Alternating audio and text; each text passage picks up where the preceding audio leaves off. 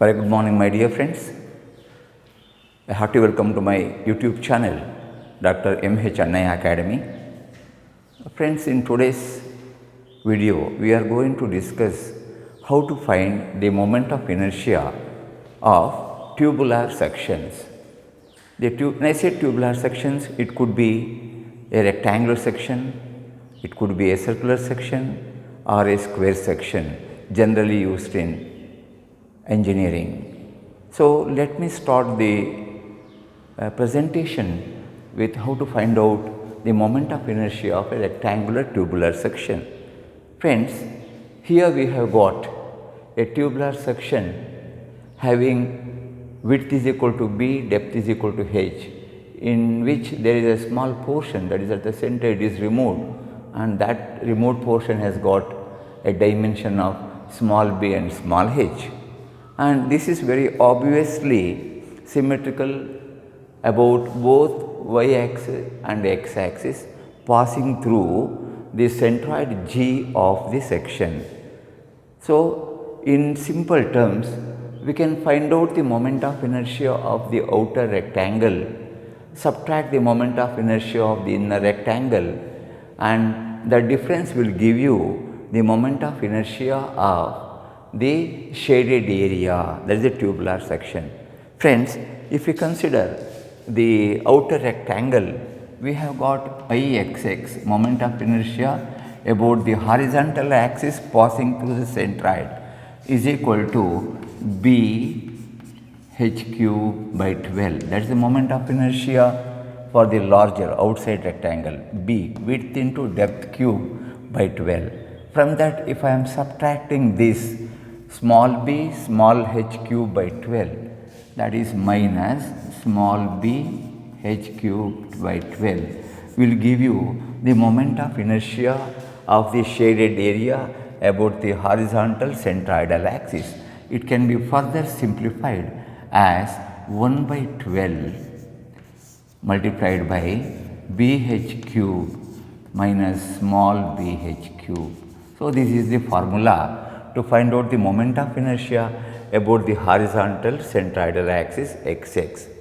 Now friends, if you want to find out the moment of inertia about the vertical centroidal axis, that is axis yy passing through G, it can be written like this: Iyy is equal to, see, this becomes the width, that is h b cube by 12, the moment of inertia of the outer rectangle minus the moment of inertia of the inner rectangle.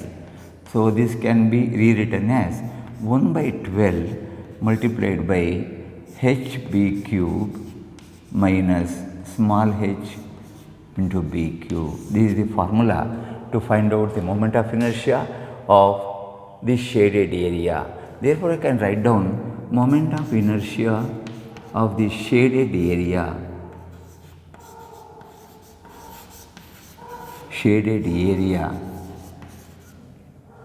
So, along Ixx is this value is equal to the difference, this Ixx shade area about this Ixx, I can say about Ixx. Ixx is this equation 1 by 12 multiplied by bh cube by 12, bh cube minus small bh cube. Similarly friends, if you want moment of inertia about the y axis, there is a formula 1 by 12 hb cube minus small hb cube. So, by knowing the width and depth of both the outer and inner rectangle, it is possible to find out Ixx and Iyy. Next friends, if you are interested to find out the moment of inertia, that is of a square section. So, how to find out the moment of inertia of a square section?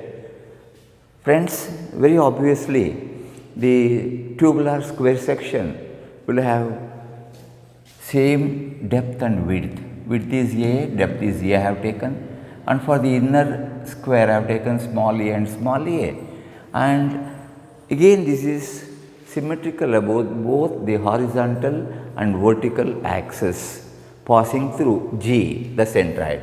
So, friends, here I can write down Ixx for the square section as moment of inertia of the outside rectangle, that is bh cube by 12, that is A is b h cube into A cube divided by 12 minus, if you subtract this one from there, small a into A cube divided by 12.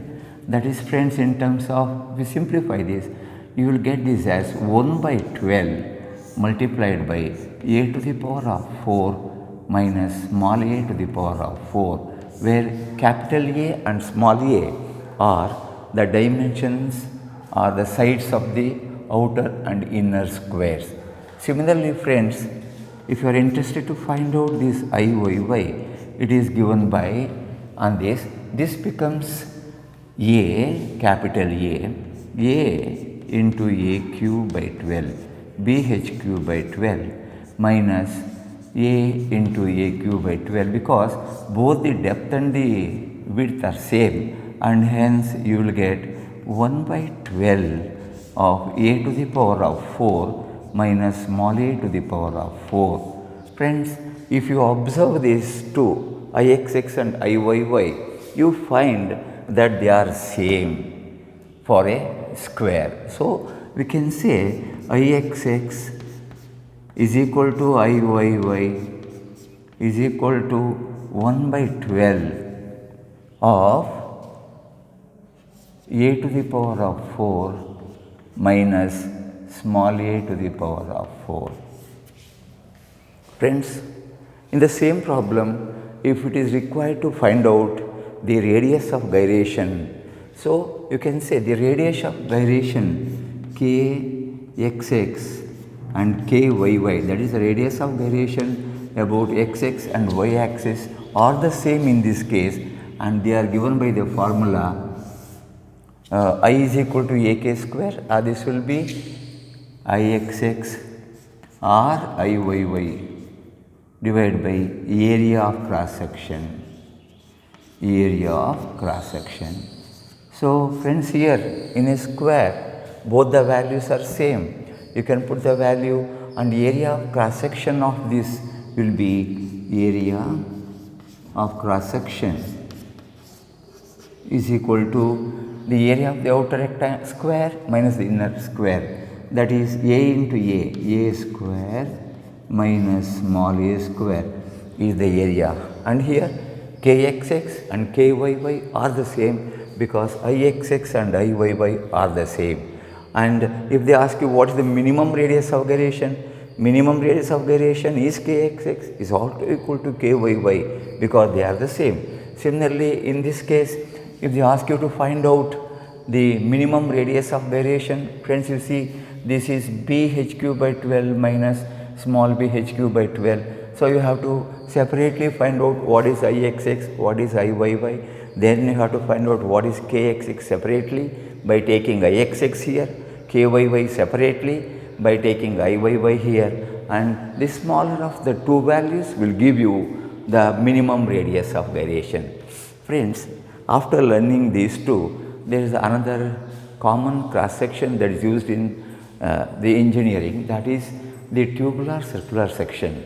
So, here it is tubular in shape, and say it has got outside diameter d and inside diameter small d. So, I am interested to find out Ixx and Iyy for this section. So, friends, you know, very obviously this section, like this square section, is symmetrical about both xx and yy, that is the horizontal and vertical axis passing through the centroid G of the tube.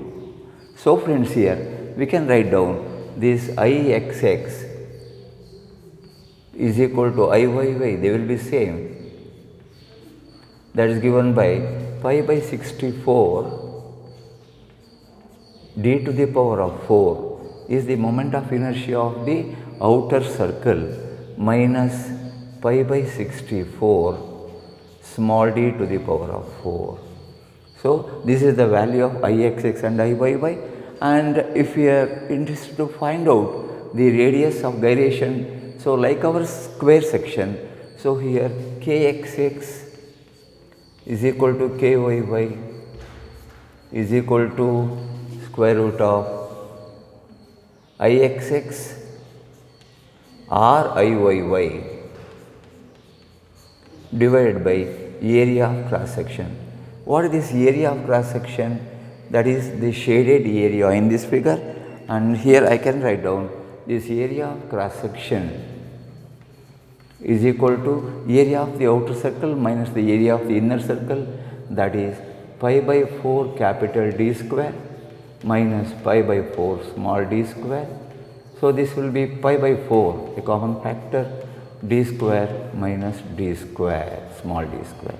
So by knowing the diameters of these two circles, you can find out the area, the radius of gyration, the moment of inertia of all these tubular sections. Friends, I hope you have followed the instructions or the procedure followed to calculate the moment of inertia of the tubular sections, and if you are happy with the presentation and the video, do share this video with all your friends and have a wonderful day. Thank you for watching my YouTube video.